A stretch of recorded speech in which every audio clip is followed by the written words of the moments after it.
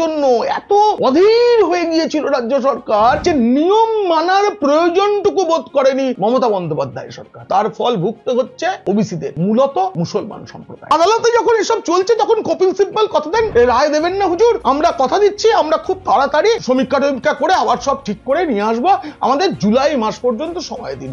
সামনের জুলাই মাস পর্যন্ত supreme court সিব্বলের অনুরোধে সময় দিয়েছে রাজ্য সরকার। এই যে সমীক্ষাটা রাজ্য সরকার শুরু করলো, সেটাও পরিকল্পনা ছিল একটা গোজামিল দিয়ে সমীক্ষা করে সুপ্রিম কোর্ট থেকে যেরকম বলেছে ওরকম করে জুলাই মাসে নিয়ে যাওয়া হবে। কোর্টের নির্দেশে বাতিল হওয়া 113টি সম্প্রদায়কে নিয়েই ফের সমীক্ষা করা হয়েছে। এটাই হাস্যকর, যাদেরকে নিয়ে সমীক্ষা ছাড়াই তালিকায় দেওয়া হয়েছিল বলে আদালত বলেছে এগুলো বাতিল, তাদেরকে নিয়ে সমীক্ষা করে বলা হচ্ছে কিন্তু সমীক্ষা করছি, কিন্তু সেটাও হাইকোর্টে ধরা পড়ে গেছে। কলকাতা হাইকোর্টের তপব্রত চক্রবর্তী বিচারপতি এবং বিচারপতি রাজশেখর মান্থার বেঞ্চে যখন সেটা যায়, বলেন যে যাদেরকে নিয়ে ওবিসির তালিকা তৈরি করার কথা তারা যদি জানতেই না পারে তাহলে সমীক্ষা করে লাভটা কি। একই সঙ্গে হাইকোর্ট বলে যে সকলকে আবেদন করার সুযোগ দিতে হবে।